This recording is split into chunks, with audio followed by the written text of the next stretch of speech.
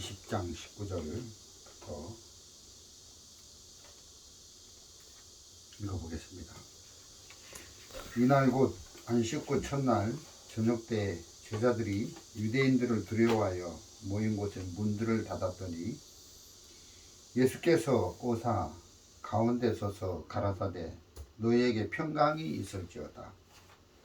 이 말씀을 하시고 손과 옆구리를 보이시니 제자들이 주를 보고 기뻐하더라.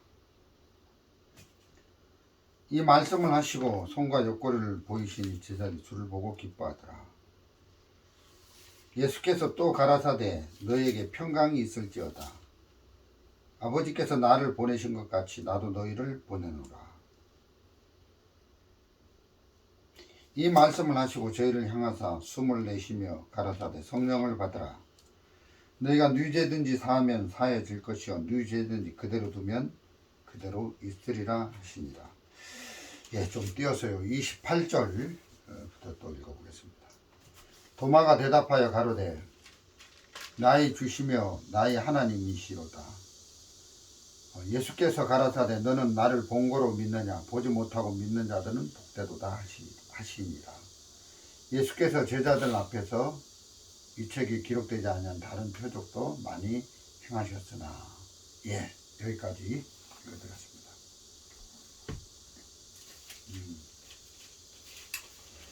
오늘 아침에는 그 예수님이 부활하신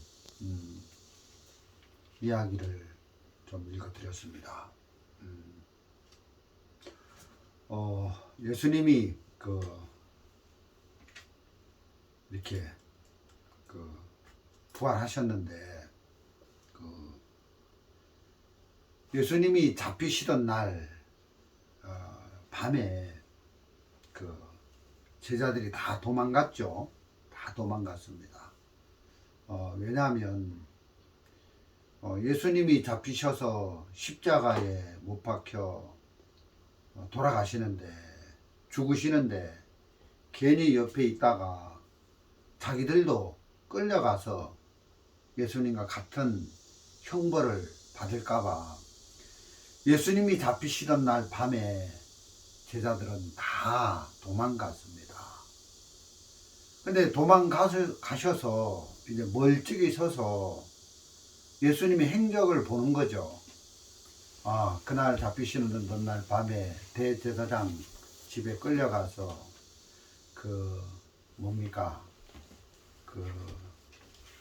조사를 받고 또 이렇게 재판장에 끌려가서 예수님이 재판을 받는 모습, 이런 것들을 멀찍이서 봤다는 거죠. 그리고 갈릴리 동산에 십자가를 지고 올라가는데 이제 제자들이 멀찍이 떨어져서 이제 따라가면서 봤다는 거죠. 그래서 예수님이 십자가에 운명하시는 날 돌아가기 전에 그 사도 요한은 바로 그 십자가 앞에까지 따라간 거죠. 그래서 내 어머니다 하고 그 마리아를 잘 돌봐달라고 그 사도 요한에게 예수님 말씀하시는 십자가에 못 박혀서 죽기 전에 그런 걸 보면은 이제 제자들이 멀찍이서 예수님을 따라갔다. 근데 예수님 돌아가셨습니다. 이제 무덤에 갇혀 있습니다. 그래서 거기까지 이제 제자들이 보고 이제 어느 집에 오늘 읽은 이 요한복음 20장 어느 집에 두려워서 문을 닫고 제자들이 모여 있는데 두려워서 문을 닫고 모여 있는데 예수님이 살아나신 거예요. 예. 그래서 예수님이 이제 짠 하고 그 문이 닫힌 제자들이 모여 있는 집에 나타나셨습니다. 부활하신 예수님의 몸은 부활하기 전에 예수님 이런 모습하고 전혀 다른 모습으로 나타나셨습니다. 제자들이 이제 생각을 해보는 거죠. 금요일날 예수님이 잡혀가셔서 이제 십자가에 못 박혀 죽으시고 금요일 지내고 토요일 지내고 일요일날 새벽에 예수님이 무덤에서 부활하셨는데 3일 동안 그 제자들은 무슨 생각을 했겠습니까? 야, 우리가 섬겼던 주님이 돌아가셨다. 십자가에 못 박혀 죽으셨다. 야, 이제 우리 주님을 잃었으니 이제 제자들은 슬픔에 이렇게 빠져가지고 이제 아무런 기쁨, 소망 없이 절망 가운데 그 방에 모여 있었다는 거죠. 그래서 이제 문을 닫고 기쁨이나 소망이나 정말 감사나 즐거움 없는 그런 가운데 이제 있었는데 예수님이 나타나신 거예요. 자, 20장 19절. 이날 곧 안식 후 첫날 저녁 때에 제자들이 유대인들을 두려워하여 모인 곳에 문들을 닫았더니 예수께서 오사 가운데 서서 가라사대 너희에게 평강이 있을지어다. 이 말씀을 하시고 손과 옆구리를 보이시니 제자들이 주를 보고 기뻐하더라.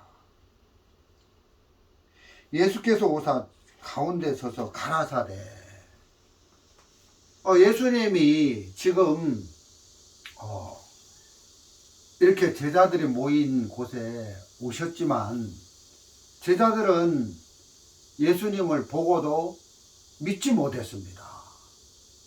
근데 예수님이 오셔서 너에게 평강이 있을지어다 이렇게 말씀을 하시고 그리고 이제 손과 옆구리를 보여주시면서 이제 제자들에게 이제 주를 보고 기뻐할 수 있도록 하시더라고요. 손만 보이면 되지 옆구리는 왜 보이셨냐 이런 마음이 드는 거죠.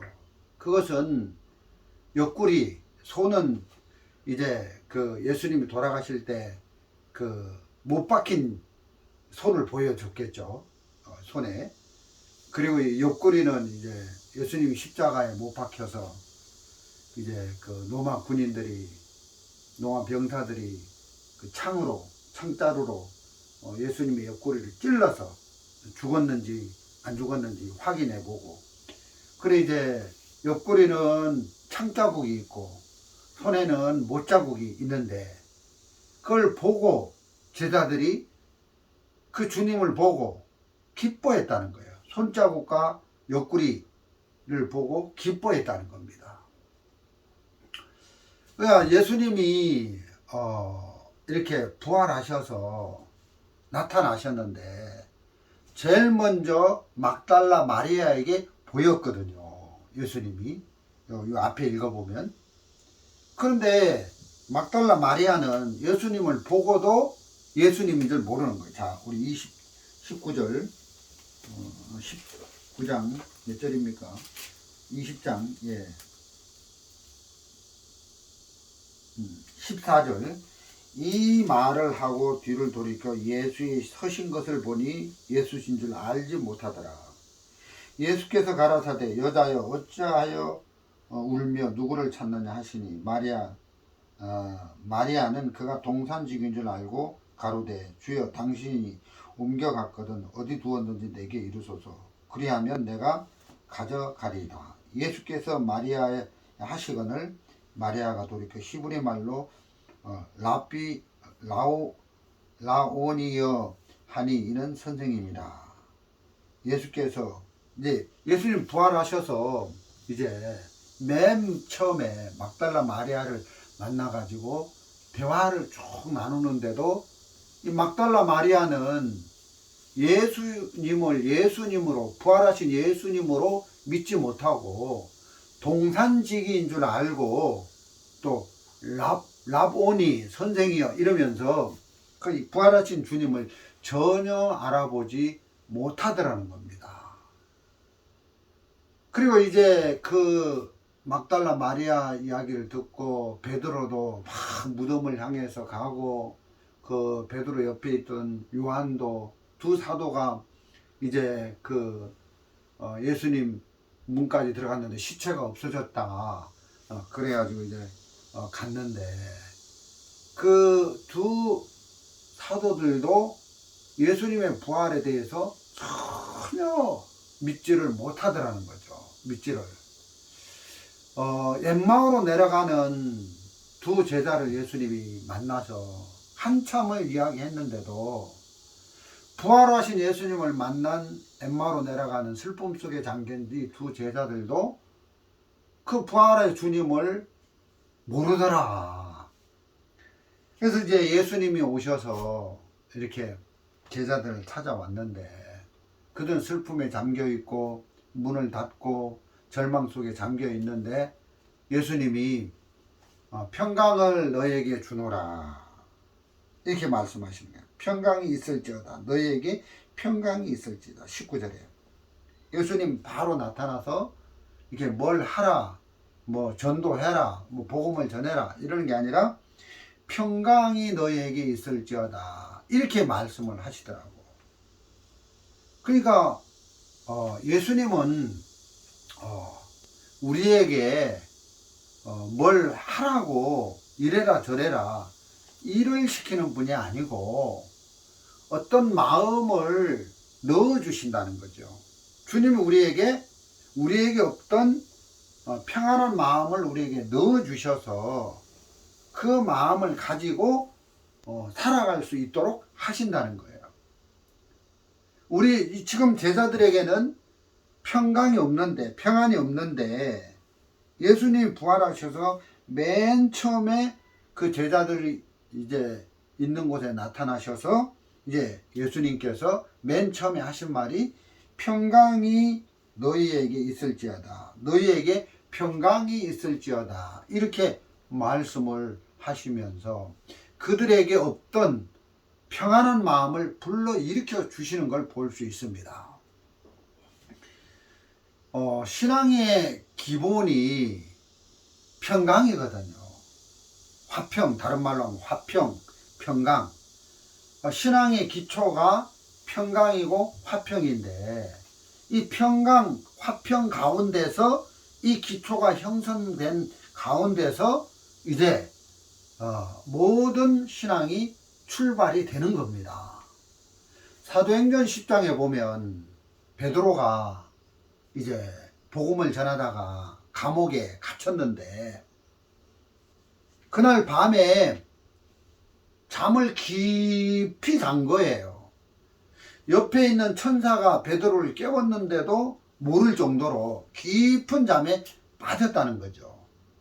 야고보는 복음 전하다가 순교하 이제 죽고 베드로는 옥에 갇혔는데 우리가 생각할 때는 야 어떻게 감옥소에 갇힌 사람이 저렇게 깊은 잠을 잘 수 있어 할 수 있는데 예수님이 베드로 마음에 평강이 너에게 있을지어다 하고 제자들 마음에 평강을 심어줬기 때문에 그들 시험이 와도 환난이 와도 박해가 와도 핍박이 와도 흔들리지 않고 마음은 평안했다는 거예요.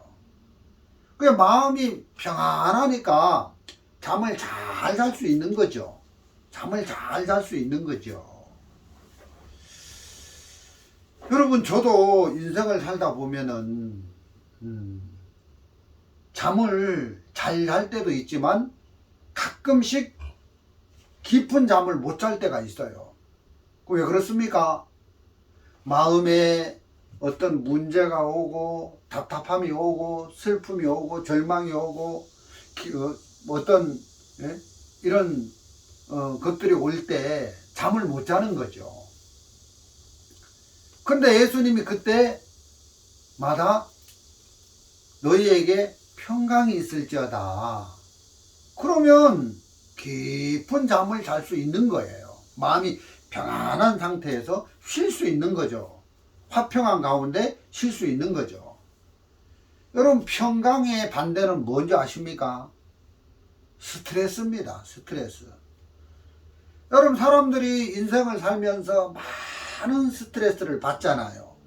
그 스트레스를 받다 보면은 고민이 되고 근심이 찾아오고 절망이 찾아오고 슬픔이 찾아오고 그래서 마음의 힘을 잃어버리고 깊은 잠도 잘 수 없고 평안히 쉴 수도 없고 그렇게 사람들이 힘들어하는 걸 볼 수 있습니다.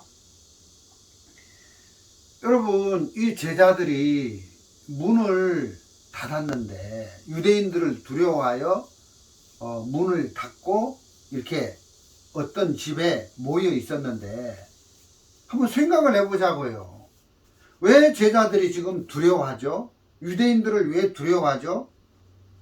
첫 번째 이유가 유대인들은 예수님을 이단의 괴수로 보잖아요. 예수님을 주로 자기들의 하나님으로 안 받아들이잖아요. 그래서 예수님은 이단의 괴수다. 그래가지고 십자가에 못 박혀 죽였잖아요. 유대인들이. 그래 여기 이제 몇 절입니까? 19절. 이날 곧 안식구 첫날 저녁 때 제자들이 유대인들을 두려워하여 모인 곳에 문을 닫았으니, 유대인들을 두려워하는 이유가 예수님이 이단의 괴수다. 그 예수님은 우리가 이제 십자가에 못 박혀 죽였으니 이제 그 잔당들이 있다. 그를 따랐던 잔당들이 있다. 제자들이 있다. 이 제자들도 잡아서 죽이자. 그게 첫 번째 이유였겠죠. 그러니까 이 제자들은 어떤 집에 모여서 문을 닫고 유대인들을 두려워해서 이렇게 두려움 속에 잡혀 있는 거예요. 그 두 번째 이유는 뭐겠습니까?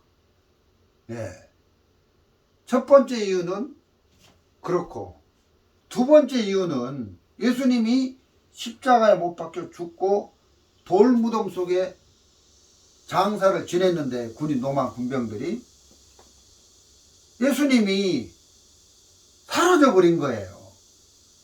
그래서 이제 저 제자들이 예수님의 시체를 훔쳐갔다. 그러니까 예수님의 제자들을 잡아와라. 그래서 유대인들이 이제 그런 소문을 듣고 예수님의 시체를 빼앗아간 제자들을 잡으러 다닌다. 그래서 이런 두 가지 이유에 의해서 이제 잡히면 우리도 죽고 고문을 당하고 벌을 받고 하니까 그 집에 숨어 있는 거죠. 두려워서. 근데 예수님이 부활하셔서 제자들을 찾아가서 이 두려움 속에 갇혀있는 제자들에게 예수님은 평강의 너희에게 있을지어다 하고 두려움에서 벗어날 수 있도록 어떤 마음을 일으키시지, 두려워하지 말라 이렇게 뭐 이래라 저래라 법을 주시지 않더라는 거예요. 그래서 이제 예수님이 나타나시니까 두려움 속에 잡혀있는 제자들이 두려움에서 벗어나서 평강의 마음으로 마음이 바뀌어지는 걸 볼 수가 있습니다. 물론 이게 제자들의 이야기도 되겠지만 바로 구원을 받은 저와 여러분의 이야기도 우리 이야기가 된다는 거죠. 우리도 인생을 살다 보면은 인생 속에 기쁜 일도 있고 감사한 일도 있고 좋은 일도 있지만 어떤 때는 절망에 빠질 때도 있고 정말 근심 속에 빠질 때도 있고 기쁨이나 즐거움이 전혀 없고 진짜 두려움 속에 빠질 때가 있는 거예요. 절망이 찾아오고 두려움이 찾아오고 슬픔이 찾아올 때가 있는 거예요. 그때 어떻게 해야 됩니까? 형편을 바꿀 수 있습니까? 그런 형편을 바꿀 수 없는 거예요. 우리 무슨 노력을 해도 우리 마음에 찾아온 절망이나 슬픔이나 두려움을 내쫓을 수가 없는 거예요. 그런데 예수님이 이런 인생 속에 나타나시면 슬픔이 물러가고 절망이 물러가고 평안이 오고 기쁨이 오고 예수님이 오셔서 너희에게 평강이 있을지어다 해서 평강의 마음을 주시니까 그 두려움에서 제자들이 벗어나는 걸 볼 수가 있는 것처럼 저와 여러분도 똑같다는 것입니다. 예수님이 찾아오셔야 된다. 말씀이 우리 마음에 찾아와야 된다. 말씀이 우리 마음에 딱 찾아와서 접목이 돼서 뿌리를 내리면 그 말씀 속에 있는 주의 마음이 슬픔을 내쫓고 절망을 내쫓고 어둠을 내쫓고 불신을 내쫓고 우리 마음을 기쁘게 해서 하나님을 섬기고 복음을 섬길 수 있도록 하시는 것이지. 예수님이 지금 제자들에게 두려움 속에 잡힌 제자들이 와서 두려워하지 마라, 뭐 이래라 저래라, 이렇게 살아야 돼 저렇게 살아야 돼 이렇게 말씀하시는 게 아니라 어떤 평강의 마음을 집어넣어 주셔서 어떤 마음을 만들어 주셔서 그 다음에 복음을 전하게 하시더라는 거죠. 이게 너무너무 감사한 거예요. 우리가 어떤 일을 하다 보면 잘하고 싶은 마음이 많이 일어날 때가 있는데 그런 게 아니라 예수님이 오셔야 된다. 여러분 누가복음에 보면 나인성에 과부가 있는데 그 청년 아들을 잃어버렸어요. 그래서 이제 집 밖으로 관을 들고 그 장례 행렬을 하는데 그 나인성의 과부가 얼마나 슬펐겠습니까? 과부에게는 하나밖에 없는 아들인데 그 아들을 잃었으니 이 과부는 너무너무 슬픔 속에 잠겨 있는데 예수님이 길을 가시다가 그 장례 행렬하는 그 앞에 딱 서셔서 그 나인성 과부의 슬픔을 아시고 예수님이 그 나인성 과부의 아들이 그 죽은 그 관을 손을 대시면서 살아나게 하시는 걸 볼 수 있습니다. 그래서 예수님이 나타나셔서 가시는 곳마다 그 슬픈 과부의 마음을 기쁨으로 바꾸는 일을 하시더라고요. 그래서 우리 삶 속에도 예수님이 나타나면, 말씀이 나타나면, 말씀이 우리 마음을 이끌면 우리가 어떤 불행, 어떤 슬픔 속에 있어도 그것을 다 바꾸어 버린다는 것입니다. 여러분 구약성경에 수넴의 여인의 아들이 죽었는데 슬프죠? 아들이 죽었는데. 근데 엘리사 선지자가 가서 그 아들을 살려낼 뿐만 아니라 이 수넴의 여인의 마음에 소망을 일으키고 어떤 마음을 일으켜서 기쁜 마음으로 살아갈 수 있도록 엘리사 선지자가 일을 하는 걸 볼 수 있습니다. 구약의 선지자는 전부 예수님의 그림자잖아요. 그 예수님이 나타나는 곳마다 그렇게 복된 것을 볼 수 있습니다. 여러분 요한복음 20장에 두려움 속에 잡혀있는, 그래서 문을 닫고 있는 제자들의 삶 속에 자기 자신을 바라보면 무슨 소망이 있겠습니까? 지금 제자들이 지금 다 주님을 잃어서 두려움 속에 유대인들을 두려워와서 모였는데 거기서 무슨 소망의 메시지가 나오겠습니까? 거기서 무슨 감사의 기쁨의 무슨 행복의 메시지가 나오겠습니까? 그냥 슬픔, 절망밖에 없어요. 근데 예수님이 나타나니까 그게 바뀌어지는 것처럼 자기 자신을 바라보면 아무 소망이 없는데 주님을 바라보는 거죠. 부활하신 주님을 바라보면 모든 것이 바뀌게 되더라. 이게 너무 감사한 거예요. 저도 구원받고 인생을 살다 보면 뭐 문을 닫은 적은 별로 없지만 이불을 덮어 쓴 적은 참 많아요.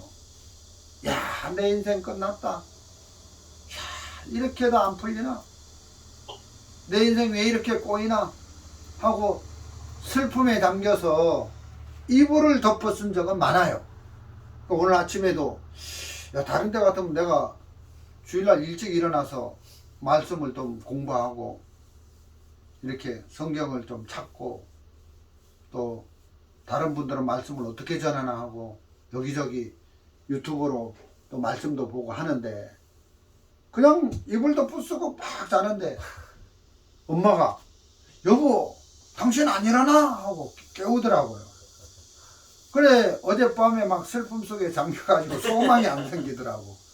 근데 이렇게 이불을 덮어쓰고 잘 때가 참 많은데 그때 어떻게 내 마음속에 찾아온 절망을 내쫓을 수 있습니까? 형편을 바꿔야 되는 게 아니라 예수님이 우리 삶 속에 나타나면, 말씀이 우리 삶 속에 나타나면 내가 바뀐다. 저는 목회자이기 때문에 많은 말씀을 알고 가지고 있잖아요. 여러분, 내가 많은 말씀을 안다고 해서 그 말씀이 내 인생 속에 나타나서 나를 이끌어가는 건 아니더라고요. 아는 지식이 나를 바꾸는 건 아니더라고요. 말씀을 아는 지식이 나를 바꾸는 건 아니더라고요. 그런데 어떤 말씀 한 말씀이 내 마음에 딱 믿음으로 착상이 돼서 그 말씀에 붙잡혀서 내가 딱 이끌림을 받을 때 비로소 문제에서 벗어나고 슬픔에서 벗어나고 어려움에서 벗어나는 걸 볼 수가 있습니다. 그게 너무너무 감사하다는 거죠. 이 말씀을 20절 이 말씀을 하시고 손과 옆구리를 보이시니 제자들이 주를 보고 기뻐하더라. 손과 옆구리를 보이셨다. 이게 무슨 의미입니까? 예수님이 손에 못자국은 내 죄를, 우리의 죄를 위하여 대신 형벌을 받으신 못자국이잖아요. 옆구리의 창자국은 내 불법, 내가 평생 동안 지은 죄에 대한 그 사망, 죄의 값은 사망이라. 그래서 예수님이 내 죄의 형벌을 대신 받은 창자국이잖아요. 복음이잖아요. 예수님의 손에 못자국, 예수님의 옆구리에 창자국을 보고 제자들이 기뻐하고 비로소 주인인 걸 알았던 것처럼 저도 제 인생에 슬픔이 있고 정말 죄로 말미암아 정말 이 죄의 문제를 해결할 길이 없어서 너무 고통 중에 있다가 정말 성당에 가서 가톨릭을 믿고 또 신부님이 고백 성사를 하면 죄가 씻어진다 그런 메시지를 들어서 했는데 죄가 안 씻어지더라고. 그 아무리 고백 성사를 해도 죄가 안 씻어진다. 어느 날 제가 복음을 듣고 예수님을 만났어요. 복음을 들을 때 어느 날 하나님이 내게 복음의 메시지를 전해줬는데 너무 기쁜 거예요. 어떤 음성입니까? 보라, 세상 죄를 지고 가는 하나님의 어린 양이로다. 그 말씀 한마디가 내 마음에 찾아왔을 때 내 마음이 너무 기쁘고 염소나 송아지의 피로 아니하고 그리스도의 피로 말미암아 단번에 성소에 올라가셔서 그 그리스도의 피를 뿌림으로 하늘 성소의 피를 뿌림으로 내 죄가 단번에 씻어졌다. 이런 말씀들이 내 마음에 찾아왔다는 거죠. 저희 죄와 저희 불법을 다시 기억지 아니하리라. 예수는 우리의 범죄함을 내어줌이 되고 우리는 의롭다함을 위하여 다시 살아나셨느니라. 이런 복음적인 메시지를 들었을 때 야, 내 죄가 씻어졌구나. 나 이제 죄 없어. 나 이제 죄가 끝났어. 나 영원한 속죄를 받았어. 죄사함을 받고 예수님을 만났어. 이게 너무너무 감사한 거죠. 지금 제자들에게 예수님 찾아오셔서 손자국, 옆구리, 손과 옆구리를 보여주신 건 뭡니까? 너희들의 죄가 씻어졌어. 내가 너희들의 죄를 위해서 이렇게 형벌을 받아서 너희들은 이제 죄에서 해방이 됐어. 의롭게 됐어. 거룩하게 됐어. 복음을 전해주신 거잖아요. 또다시 부활하셔서 제자들에게 손자국, 옆구리 창자국을 보여주시면서 복음을 전해주시는 거예요. 아, 저분이 우리의 주님이시로구나. 저분이 나의 구세주구나. 그걸 보고 기뻐했다는 것이죠. 23절 너희가 네 죄든지 사하면 사여질 것이요 네 죄든지 그대로 두면 그대로 있으리라. 예. 뭐 가톨릭에서 뭐 고해성사하면 신부가 그 죄도 사해졌느니라. 그래서 죄가 사해지는 게 아니고, 예수님이 이 말씀은 예수님이 우리 죄를 다 씻어놨는데, 세상의 모든 사람들의 죄를 다 씻어놨는데, 이제 제자들이 가서 복음을 전해서 죄가 씻어졌다는 이 복음을 받아들이면 그 사람의 죄가 사해지는 거고, 제자들이 죄가 씻어졌다는 이 복음을 전했는데도 안 받아들이면 그 사람의 죄는 안 씻어진다. 그런 의미겠죠. 그런 의미로 말씀을 하시는 거죠. 그래서 너희가 네 죄든지 사하면 사해질 것이요 네 죄든지 그대로 두면 그대로 있으리라.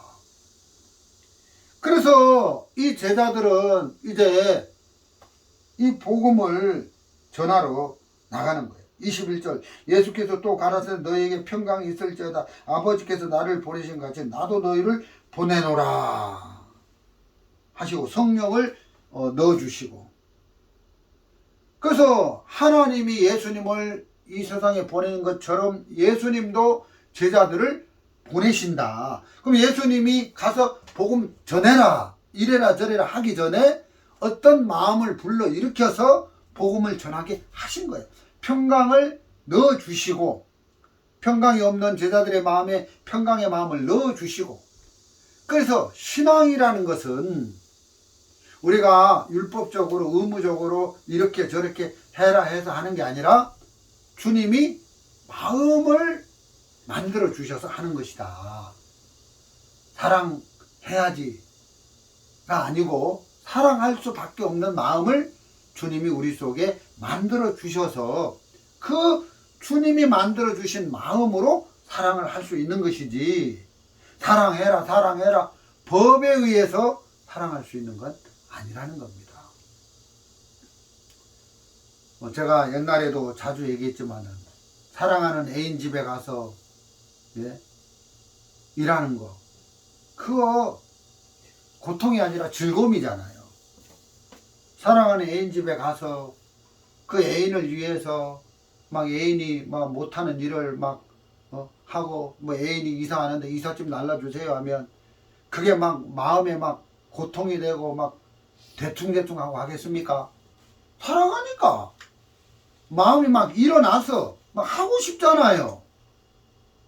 그런 것처럼 신앙이라는 것은 사랑하는 애인의 집에 가서 일하는 것과 똑같은 거다. 하나님이 우리 마음에 사랑할 수 있는 마음을 넣어주시는 거예요. 복음을 위해서 살 수 있는 마음을 넣어주시는 거예요. 그래서 복음을 전하고 이렇게 하는 것이지, 복음을 전해라 마음도 없는데 의무적으로 이렇게 하는 게 신앙이 아니라는 것입니다. 그게 너무너무 감사하다는 것이죠.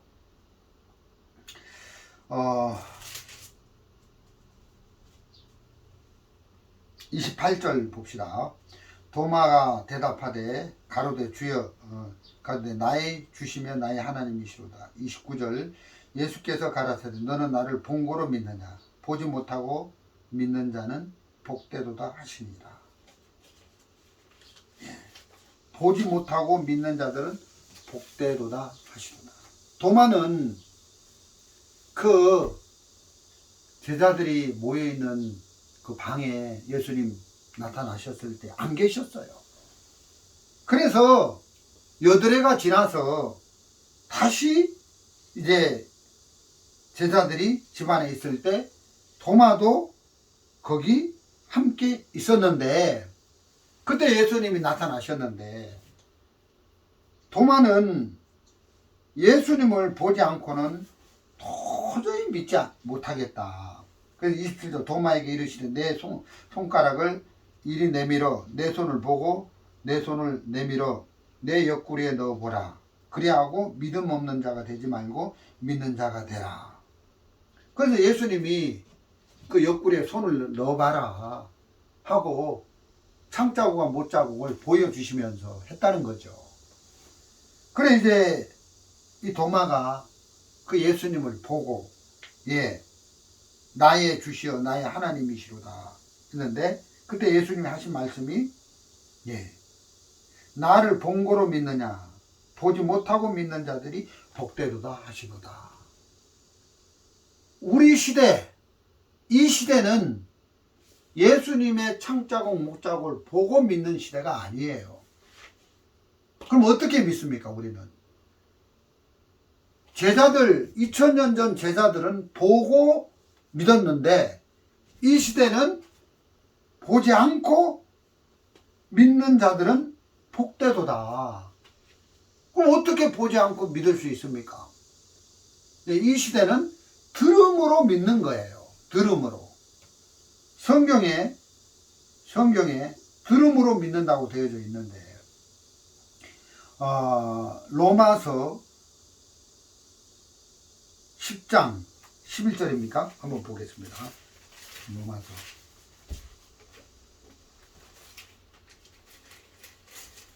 10장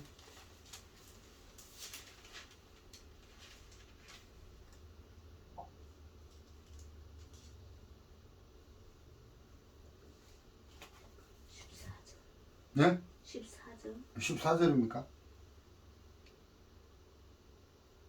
아니, 믿음은 들음에서 나며.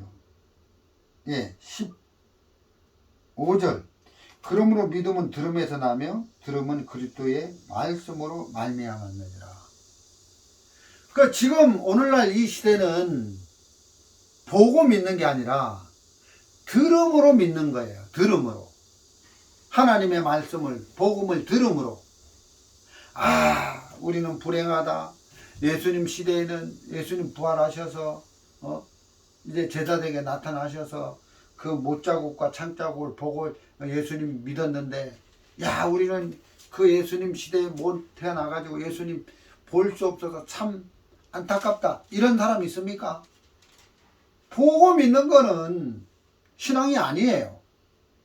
보고 믿는 게 아니라 하나님의 말씀을 보고, 듣고, 읽고, 보고, 그래서 말씀을 들음으로 믿음이 우리 속에 형성되어서 그 믿음으로 우리가 주님을 찬송하고 주님을 기쁘게 섬기고 복음을 섬기고 할 수 있는 것이지, 들음으로 되는 겁니다.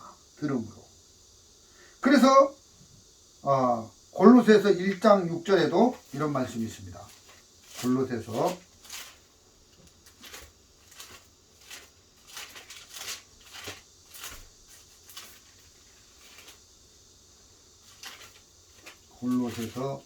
1장 6절. 이 복음이 이미 너희에게 이름에 너희가 듣고 참으로 하나님의 은혜를 깨달은 날부터 너희 중에서와 같이 또한 온천하에서도 열매를 맺어 자라는도다. 이 복음이 이미 너희에게 이름에 너희가 듣고 참으로 하나님의 은혜를 깨달은 날부터 했는데, 너희에게 복음의 말씀이 우리에게 들려졌다는 거죠. 그때 복음을 듣고 참으로 하나님의 은혜를 깨달은 날부터, 이게 이제 믿음이에요. 믿음. 이제 깨닫는 거. 하나님의 말씀을 듣고 깨달을 때, 그때 이제 믿음이 형성되는 거예요. 그래서 그런 믿음이 우리 마음에 형성이 됐을 때 예수님은 보지 못하고 믿는 자들은 복되도다. 우리가 더 복된 사람이라는 거죠. 우리는 예수님 십자가에 죽는 거 못 봤어요. 못 박히는 거 못 봤어요. 창자국 옆구리에 손에 못자국 못 봤어요. 옆구리에 창자국 못 봤어요. 그렇지만 말씀을 통해서 우리는 들음으로 볼 수 있다는 거죠. 그래서 그 말씀, 복음의 말씀을 듣고 깨달은 날부터, 이 깨달았다는 게 이제 말씀이 우리 마음에 착상이 됐다는 거죠. 말씀이 믿어졌다는 거죠. 그래서 이 깨달은 날부터 하나님이 우리 속에 열매를 만들어가는 이런 아름다운 삶으로 우리를 이끌어 가시는 걸 볼 수가 있습니다. 이게 너무너무 감사하다는 거죠. 그래서 예수님이 이렇게 우리에게 말씀을 들음으로 믿는 자가 보고 믿는 자보다, 나를 직접 보고 믿는 자보다 더 복되도다, 이렇게 말씀을 하신 것처럼 지금 예수님 부활하시고 2000년이 지난 지금 우리 시대, 우리의 삶이 더 복된 삶이다, 이런 마음이 들어지는 겁니다. 자, 도마가 가로되 28절, 도마가 대답하여 가로되 나의 주시며 나의 하나님이시니이다. 이렇게 예수님을, 부활하신 예수님을 만져보고 보고 듣고 이제 믿음이 딱 오니까 도마가 나의 주시며 나의 하나님이십니다, 이렇게 간증하는 걸 볼 수 있다는 거죠. 나의 하나님, 이게 무슨 말입니까? 예수님 하나님입니다. 예수님 보고 나의 하나님입니다.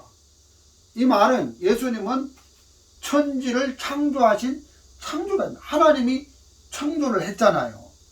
예수님은 창조자입니다. 그 말이잖아요. 그리고 예수님은 마치 이스라엘 백성들이 애굽에서 430년 동안 바로 밑에서 종살이 하다가 하나님이 모세 아론을 통해서 그걸 건져냈잖아요. 그때 하나님이 홍해를 갈랐잖아요. 예수님은 홍해를 가르신 분입니다. 그리고 광야에서 40년 동안 이스라엘 백성들을 먹이시고 기르시고 이끌어 주시고 보호하셨잖아요. 그 사람의 노력으로 살 수 없는, 아무것도 없는 광야 형편 가운데서 예수님이 하나님이 되셔서 그 출애굽한 이스라엘 백성들을 보호하시고 먹이시고 지키시고 인도하셨던 것처럼 이제 도마가 예수님을 만나고 창자국과 못자국을 보고 난 다음 부활하신 예수님을 만나고 나서 주님은 나의 하나님이십니다. 이제 내 인생 전체를 주님이 이끌어 주실 분입니다, 이 고백이잖아요. 그래서 내 인생을 주님의 손에 통째로 맡길 테니 주님이 내 인생을 통째로 이끌어 주십시오. 그래서 이 이후에 도마의 삶을 보면 주님과 동행하면서 복음을 위해서 주님 앞에 드려지는 삶을 도마가 사는 걸 볼 수가 있다는 것이죠. 나의 주시며, 이 말은 뭐죠? 나의 주시며, 이 말은 시편 성경에 보면은 이제 이런 부분이 많이, 요즘 저는 이제 시편을 많이 읽는데 그 시편에 보면은 그 예수님을 나의 왕으로 표현을 했잖아요. 나의 주인이시다, 이 말은 나의 왕이다. 왕이 우리를 통치하고 우리를 이끌잖아요. 왕이 우리를 지배하고 다스리고. 예수님은 나의 왕이십니다. 나를 다스리시고 나를 인도하시고 나를 복되게 하실 분이 주님이십니다. 주님은 왕이시고 나를 죄에서 구원하신 메시아입니다. 구원자입니다. 그런 고백을 비로소 도마가 하게 되는 걸 볼 수가 있습니다. 주는, 예수님은 나의 주시오, 나의 하나님이십니다 했던 것처럼 이 도마의 간증이 우리의 간증도 된다는 거죠.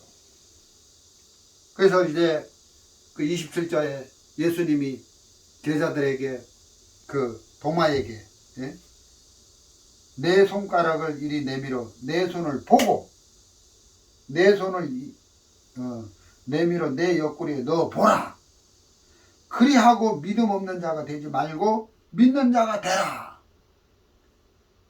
예수님이 왜 자꾸 그 손을, 못자국 난 손을 보여주시고 옆구리, 창자국에 찔린 옆구리를 도마에게 보여주신, 그래서 이제 도마를 믿음 있는 자가 되게 하십니까? 그 말은, 이거는 도마의 죄와 도마의 불법을 예수님이 대신 책임져서 다 받으셨다는 메시지, 복음이잖아요. 우리에게도 주님 말씀하시는 거예요. 내가 네 죄를 위해서 십자가에 못 박혔다. 네가 네 허물을 위해서 창자국에 옆구리가 찔려서 피를 다 쏟았다. 피 흘림이 없은즉 죄 사함이 없느니라. 피가 죄를 씻느니라. 그 메시지를 전해주셔서 우리를 정죄하지 않고 우리를 의롭게 복되게 구원하신 그 메시지를 제자들에게 보내주시는 거예요. 뿐만 아니라 예수님 부활하시고 승천하셔서 하늘나라에 하나님 우편에 가셔서 하나님 우편에 계시면서 그 아버지 하나님 앞에 예수님이 손자국과 옆구리 창자국이 창에 찔린 그 옆구리를 보여주시면서 그 하나님이 저 구원받은 성도들, 저 땅에 있는 구원받은 성도들, 저 황용성 형제가 이런 죄를 지고 황용성 목사가 이런 범죄를 했을지라도 하나님, 제가 저 황용성 형제의 죄를 위해서 이 십자가에 못자국 보십시오. 하나님, 저 황용성 형제의 허물을 위해서 이 옆구리에 찔려서 피를 흘린 이 창자국을 보십시오. 하나님, 그 하나님이 내 허물을 보고 하늘에서 재앙을 내리고 분노를 내려야 될 것 같은데 그 예수님의 손자국, 예수님의 못자국을, 예수님의 창자국을 보면서 그 분노를 가라앉히고 예수님 공로로 하나님이 나를 받으실 수밖에 없는 그런 이유로 하늘나라에 부활하셔서 승천하셔서 하나님 옆에 계시면서도 손에 못자국을 가지고 계시고 옆구리에 창자국을 가지고 계신다는 거죠. 우리 죄를 위하여 벌 받으신 그 자국을 없애지 않고 하나님 앞에 가지고 계시기 때문에 우리는 그 예수님의 공로로 담대하게 하나님 앞에 서실 수가 있다는 것입니다.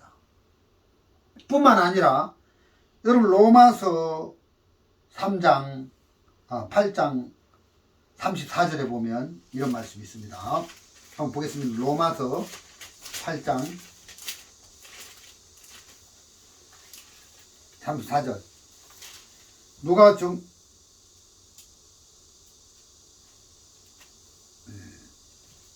8장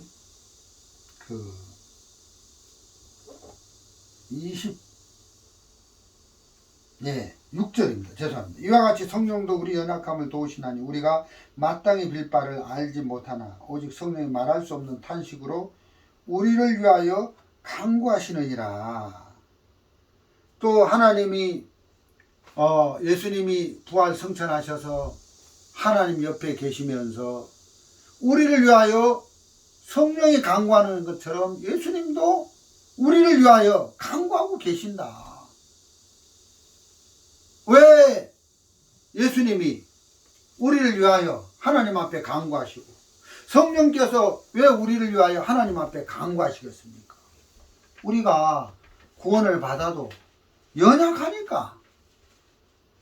구원을 받았는데 야 황윤수 형제 보니까 개판 치고 살더라. 너무 연약해서 허물진 인생을 또 살더라. 그래서 하나님 앞에 간구하시는 거 아니겠어요? 우리가 뭐 구원받고 완벽하게 삶을 살고 허물진 삶을 안 살고 부끄러운 삶을 안 산다면, 우리가 완벽하다면 성령께서 우리를 위하여 간구하실 일이 뭐가 있고, 부활하셔서 승천하셔서 하나님 우편에 계시는 예수님이 우리를 위하여 간구하실 일이 뭐가 있겠냐는 거야. 우리는 너무 부족하고 너무 연약하고 너무 부끄럽게 살 수밖에 없는 그런 형편없는 인생이기 때문에 예수님이 이런 우리를 위해서 간구하시는 거예요. 하나님, 저 황영재 도와주세요. 불쌍히 여겨주세요. 너무 연약해서 허물 속에 자꾸 빠지고 덫에 걸려들고 하는데 길이 없습니다. 하나님이 붙잡아 주시고 도와주셔야 됩니다. 제가 복음 전도자지만 자주 쓰러질 때도 있고 자빠질 때도 있고 실망 속에 빠질 때도 있어요. 그래서 내가 원해서 복음 전도자가 됐다면, 나로 말미암았다면 쓰러질 수밖에 없겠지만, 나로 말미암아 복음 전도자가 된 게 아니다. 그러면 누구로 말미암아? 하나님으로 말미암아. 그래서 말씀을 보는 거죠. 요한복음 15장 이런 말씀들이 내 삶 속에 은혜를 베풀어 주는 겁니다. 요한복음 15장 한번 보겠습니다. 요한복음 15장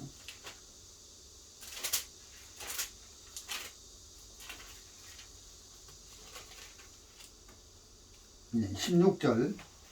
너희가 나를 택한 것이 아니오 내가 너희를 택하여 세웠나니 이는 너희로 가서 과실을 맺게 하고 또 너희 과실들이 항상 있게 하여 내 이름으로 아버지께 무엇을 구하든지 다 받게 하려 합니다. 이 말씀이 너무너무 내 마음에 소망이 되는 거예요. 너희가 나를 택한 것이 아니오 내가 너희를 택하여 세웠나니. 내가 복음을 위해서 살려고 한 게 아니라, 내가 구원받고 죄에서 벗어나서 죄사함을 받고 예수님을 만난 다음에 복음을 전하다 보니까 말씀 아는 지식도 짧고, 그래서 성교학교가 있다고 그 성교학교에서는 말씀을 배우는, 그래서 내가 성교학교 막 가고 싶은 마음이 막 일어났는데, 이건 내가 성교학교 가려고 한 게 아니라 주님이 내게 없던 마음을 일으켜 주셨다. 그 주님이 나를 복음 전도자로 세웠다. 지금 제자들을 주님이 사도로 세워서 그 제자들의 마음에 없던 평강의 마음을 넣어서, 복음을 사랑하는 마음을 넣어서, 주님을 기뻐하는 마음을 넣어서 성령을 주셔서 온 천하에 복음을 전하도록 하셨던 것처럼, 저의 삶 속에도 죄 때문에 고민하던 어느 날 죄를 해결할 길이 없었는데 주님이 말씀으로 찾아와서 죄사함의 복음을 듣게 하셔서 그 이후에 예수님 만나게 하시고 말씀을 만나게 하셔서 그런 말씀들이 내 마음의 어둠을 쫓아내고 슬픔을 쫓아내고 근심 걱정을 쫓아내고 나를 복되게 하시는 걸 볼 수가 있다는 것이죠. 민수기 21장에 마치 이스라엘 백성들이 불뱀에 물렸을 때 노뱀을 쳐다봐야만 사는 것처럼, 정말 부활하신 예수님, 그분을 바라보고 그분을 쳐다봐야 우리 인생이 행복해지고 복될 수가 있다는 것입니다. 도마가 나의 주시여 나의 하나님이시여 이렇게 고백했던 것처럼, 정말 예수님은 나의 주님이 되십니다. 마치 목자가 그 양떼들을 이끌어서 정말 목자의 다스림 안에 양떼들이 복되게 되는 것처럼, 성경에 여호와는 나의 목자시니 했던 것처럼, 하나님이 나의 목자가 되셔서 내 인생을 복되게 이끌어 주시면서 나를 쉴만한 물가로 인도하시니까, 이런 나의 주시며 나의 하나님, 그 예수님은 나의 목자입니다. 목자가 양을 이끌 때 양이 가장 행복한 것처럼 그 주님이 내 인생을 이끌어 주시니까 슬픔이 와도 문제가 와도 두려움이 와도 거기서 벗어나서 복되게 살 수 있는 것입니다. 신앙은 정말 의무감에 의해서, 법에 의해서 이렇게 해라 저렇게 해라 이렇게 해서 되어지는 게 아니라, 없던 마음을, 우리에게 없던 마음을 주님이 우리 속에 만들어 주셔서 사랑할 수 있는 마음을 만들어 주시고, 복음을 위하는 마음을 만들어 주시고, 예, 주를 기쁘게 섬기고 복음을 기쁘게 섬길 수 있는 마음을 우리 속에 만들어 주셔서 복음을 위해서 한평생 사는 게 이게 힘든 일이 아니고 기쁜 일이로구나, 감사한 일이로구나, 이렇게 하나님 우리 마음을 이끌어 주셔서 그 일들을 하게 하시니까 우리 삶이 복되고 행복하게 되는 것입니다. 그래서 도마가 주는 나의 주시요 나의 하나님이라고 간증했던 것처럼 예수님이 우리 삶 속에 주인이 되시고 목자가 되시고 왕이 되시고 메시아가 되시고 정말 그리스도가 되셔서 우리를 정말 하나님 면전에 설 때까지 이끌어 주셔서 우리 인생 전체를 이끌어 주시는 그런 주님을 우리가 배우고 또 우리 마음에 얻고 살 수 있도록 하신 것이 너무 감사해서 오늘 이렇게 마음복음 말씀을 같이 나눠드렸습니다. 말씀은 여기까지 전해드리도록 하겠습니다.